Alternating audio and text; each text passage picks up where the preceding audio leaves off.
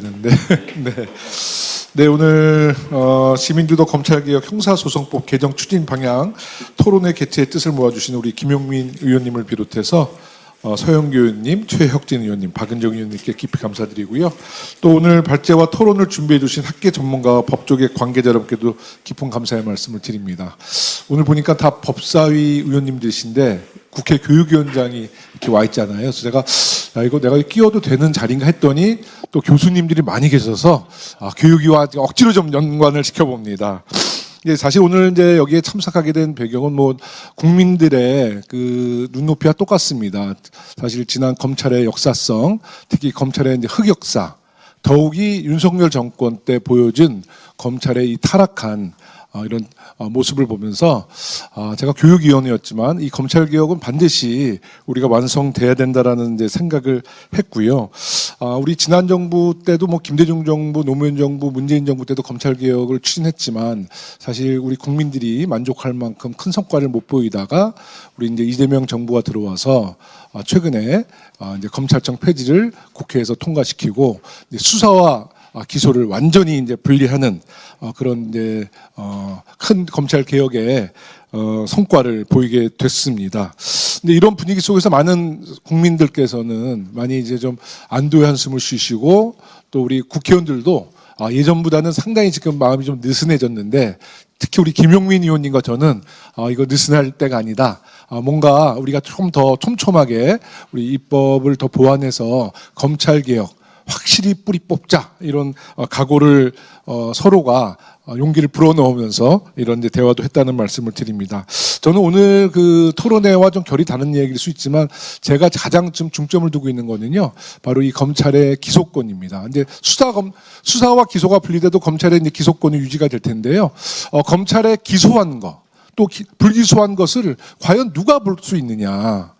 우리가 지난 정권 때 보면 김건희, 뭐 최은순, 뭐 윤석열 또 많은 검사들의 부정과 비위에 대해서 다 불기소했잖아요. 근데 그 불기소했던 것을 아무도 볼 수가 없습니다. 다만 뭐 재정신청이라는 제도가 있지만 이 재정신청은 정말 소수가 재정신청을 해도 인용률이 0.6%밖에 안 됩니다. 전혀 이거는 국민들에게 도움이 되지 않는 형식적인 제도다. 그러기 위해서 불기소를 누군가 봐야 되는데 사실 가장 이제 우리 법 체계에서 맞는 것은 법원이 보는 게 저는 맞다고 봅니다. 다만 법원도 지금 뭐 사람이 많이 부족하다고 그래서 저는 법원이 볼 것이냐 아니면 경찰의 불송치를 검사들이 보니까 검사의 불기소 사건은 경찰이 같이 좀 호환하면서 같이 좀 체크를 하면서 권력의 어떤 형평성을 유지하는 것도 방법이라 보고요. 아니면 이 검찰의 불기소 사건에 대해서만큼은 국민들이 볼 수 있도록 하자. 시민사회나 언론인들에게 그것을 공개끔 해서 잘못된 불기소 또 정당하지 않은 기소에 대해서는 분명히 문제 제기를 해서 국민들이 검찰의 기소권에 대해서 철저한 맨눈으로 감시해야지 검찰의 개혁은 완성된다라고 저는 봅니다. 그래서 오늘 여러 전문가분들께서 정말 그 검찰 개혁에 대한 많은 토론을 해주겠지만요. 저도 끝까지 경청하면서 제가 오늘은 배우는 자세로 검찰 개혁을 응원하는 자세로 이 자리에 왔고요. 앞으로도 검찰 개혁 제가 상임위가 어떤 상임위에 갈지는 모르겠지만 검찰 개혁에 저도 앞장서서 우리 김용민 의원님, 박은정 의원님과 함께하겠다는 말씀도 드리겠습니다. 대단히 고맙습니다. 예, 다음으로 축사 말씀 감사합니다. 다음으론 국회 법제사법위원회 간사이신 더불어민주당 남양주병 김용민 의원님께서 참석하셨습니다. 앞으로 모셔서 축사 말씀 듣도록 하겠습니다.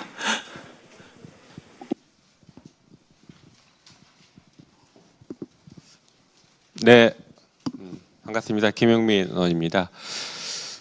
우리 헌정사상 80여 년 만에 검찰 정상화, 검찰이 본연의 모습으로 돌아가는 그런 정상화라는 개혁 과제를 완수할 절호의 기회가 찾아왔습니다.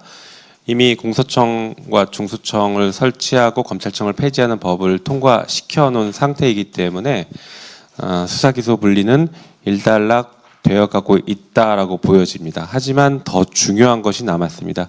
조직법들은 우리가 만들었지만 조직을 어떻게 운용할지에 대한 운용에 대한 내용들이 아직 확정이 안 됐기 때문에 그 부분에 대해서 오늘 형사소송법 토론회를 통해서 바람직한 운용의 모습을 그런 상을 좀 그려놔야 될 것 같습니다.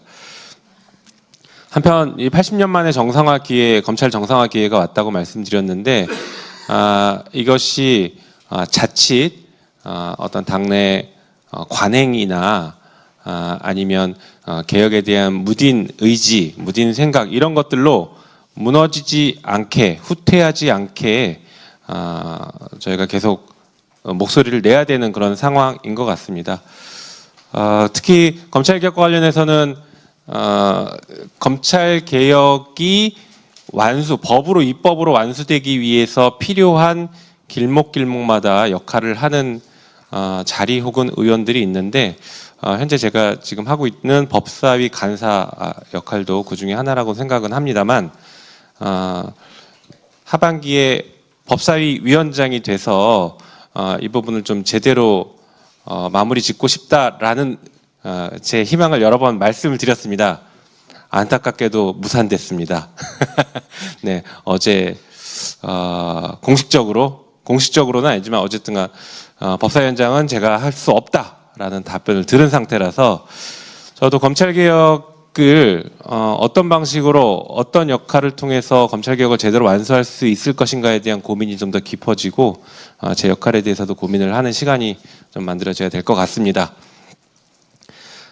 정말 중요한 것은 지금 검찰개혁이 어떻게 흘러왔고 어떻게 흘러갈 것인가입니다.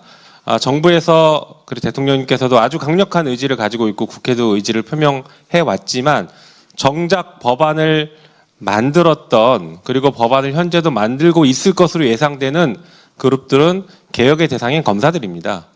검사들이 검찰개혁 법을 만들고 있는 이 모순적인 상황 그리고 지난번 공소청과 중수청법 같은 경우에는 검사들이 만들어 온 법을 검찰개혁을 하겠다라는 우리 민주당이 아무런 문제의식 없이 당론으로 처리해서 수정 못하고 처리하게 할 뻔했던 그런 상황들이 발생했었는데 이번에는 절대 그런 일들이 발생하면 안 된다라는 생각을 너무 강하게 하고 있습니다. 다행히 그때는 시민사회에서 특히 뒤에 계신 우리 전문가분들과 시민사회에서 목소리를 굉장히 크게 내주셨고 대통령님께서 결단을 해주셔서 그런 위험성들, 리스크들을 상당히 많이 제거한 법을 통과를 시켰습니다만 앞으로 형사소송법은 어떻게 될지 저희가 지금 장담할 수는 없는 상태입니다. 그래서 저는 당 지도부에게 여러 번 요청을 했습니다.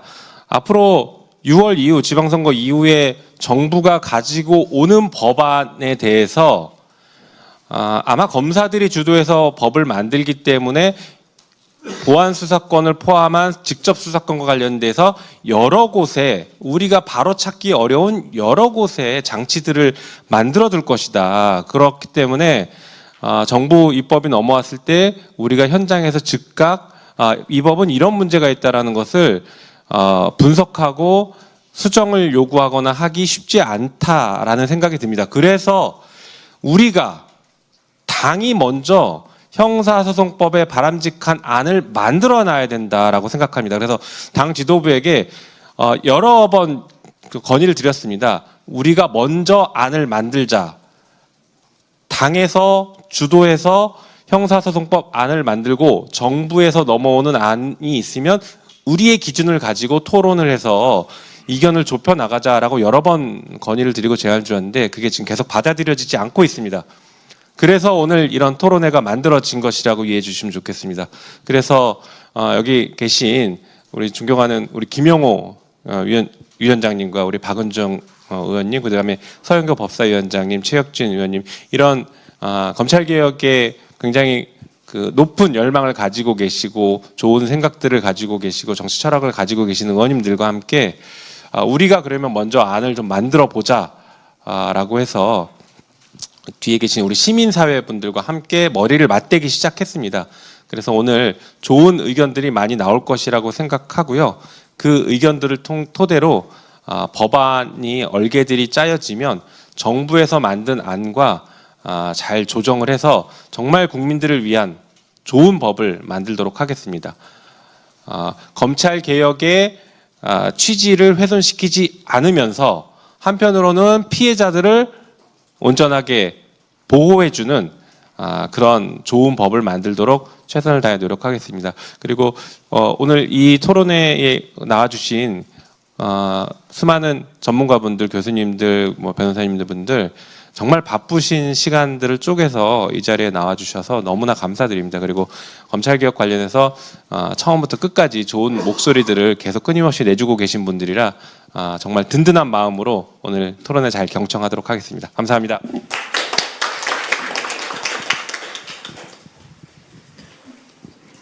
네. 다음으로 국회 법제사법위원회 위원이신 조국혁신당 박은정 의원님께서 참석하셨습니다. 앞으로 모셔서 축사 말씀 듣도록 하겠습니다. 안녕하세요. 저 조국혁신당 국회의원 박은정입니다. 오늘 이 시민이 주도하는 형사소송법 개정안 이 토론에 마련해 주신 또 우리 김용민 의원님, 또 김영혁 위원장님, 또 법제사법위원장인 서영교 위원장님, 그리고 최혁진 의원님 모두 감사드립니다. 그리고 자장을 맡아주신 또 우리 한인섭 교수님, 발제를 기꺼이 맡아주신 그 한동수 변호사님, 윤석열 검찰과 저와 함께 윤석열 검찰, 윤석열과 싸웠던 분입니다. 그리고 황문규 교수님 너무너무 감사드립니다.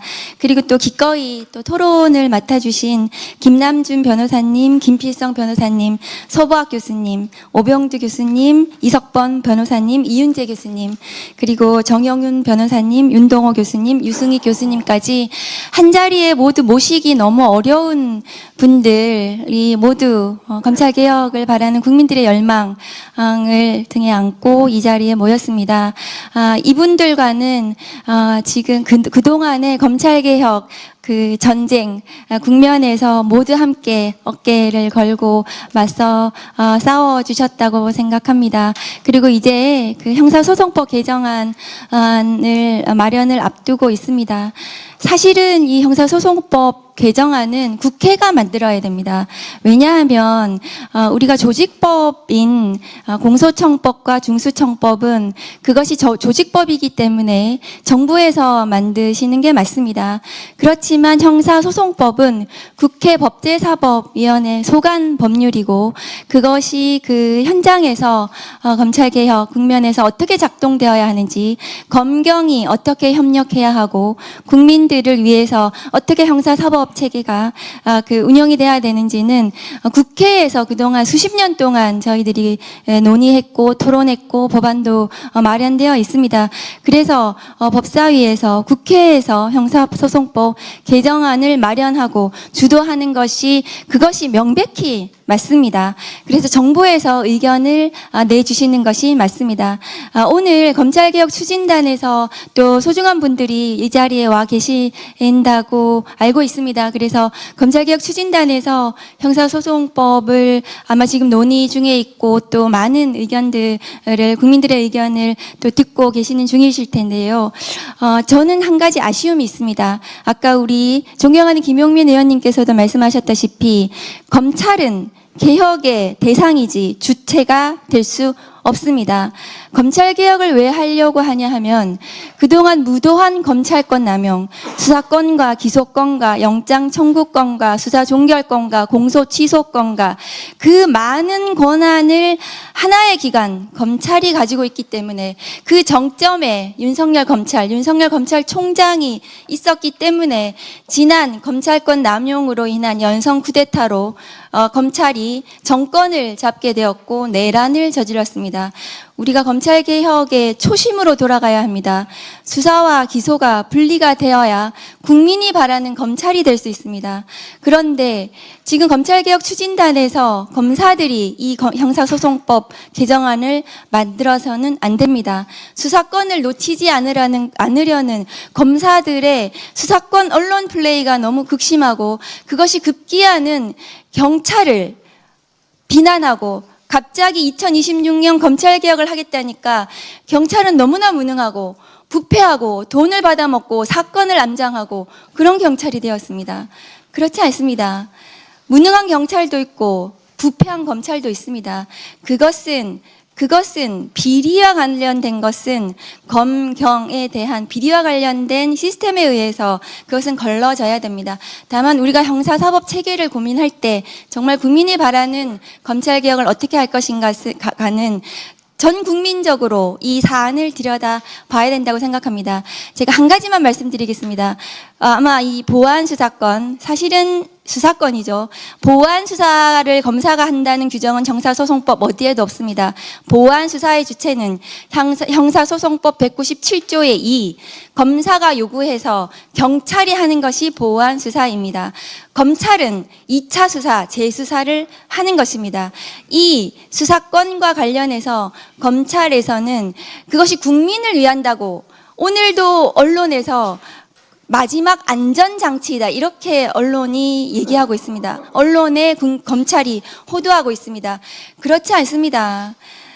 범죄에 대응하는 것은 검경이 어떻게 협력할 것인가는 선진국 모든 검경이 범죄에 대응하기 위해서 협력하고 있습니다. 어떻게 수사 완결성을 높이기 위해서 검경이 협력해서 국민을 위해서 국민의 인권을 보장하고 범죄 피해자를 보호할 것인가를 우리가 고민해야 되는 지점입니다. 그런데 아마 검찰이 수사권, 보안 수사권이라는 미명으로 아마 형사소송법을 만들어 올 텐데요. 제가 예상합니다. 어떻게 만들어 올 건가 하면 구속사건, 공소시효 임박사건 등 대통령령으로 정하는 사건 이렇게 만들어 올 것입니다. 대통령령으로 우리는 무한 확대해서 수사권을 가지려고 할 것입니다. 저는 검찰이 그렇게 형사소송법을 만들어서는 안 된다고 생각합니다. 구속사건은 보안 수사를 거의 하지 않습니다. 왜 하지 않는가 하면 영장 판사가 구속사건 기록을 봅니다. 영장 검사가 구속영장을 청구합니다. 그리고 나서 주인 검사에게 갑니다. 영장 단계에서 두 사람의 법률가가 이미 이 사건은 구속하기에 충분하다고 판단한 사건입니다. 그런 사건들은 보안 수사가 더 필요하지 않는 사건들입니다. 그럼에도 불구하고 보안 수사가 필요하다면, 재수사가 필요하다면 구속사건 범죄 사실 A, B, C, D 중에 E라는 범죄 사실이 수사가 필요하다고 하면 사건을 분리해서 A, B, C, D는 구속 기소하고 E만 사건을 분리해서 경찰에 보안수사 요구를 하면 됩니다. 검사가 반드시 수사를 해야만 그 수사를 완결성을 유지하는 것이 아닙니다. 공소시효 임박 사건을 보안수사, 재수사해야 된다고 검사가 계속 주장합니다. 제가 검찰에 통계를 내놓으라고 했습니다. 공소시효 임박 사건 이틀 남겨놓고 검찰에 송치하는 사건 있으면은 우리 검사실에 자료를 내놓으라고요. 지금까지 자료가 안 옵니다. 그런 사건 없습니다. 우리 수사준칙의 검경은 공소시효를 앞두고 있는 모든 사건에 대해서 검경이 미리미리 협력하도록 되어 있습니다. 그렇게 수사가 진행이 되고 있습니다.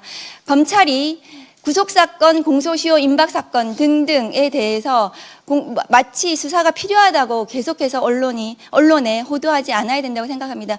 오늘 이 자리가 과연 우리가 국민이 바라는 검찰, 국민이 바라는 검찰개혁을 어떻게 가져갈 것인가를 충분히 논의하는, 이렇게 모시기도 어려운 이런 분들을 모시고 고견을 듣는 좋은 자리가 되었으면 좋겠습니다. 저도 후반기에 국회에서 검찰개혁 마무리 형사소송법 개정안이 제대로 국민들이 바라는 법을 만들 수 있도록 열심히 노력하겠습니다. 감사합니다.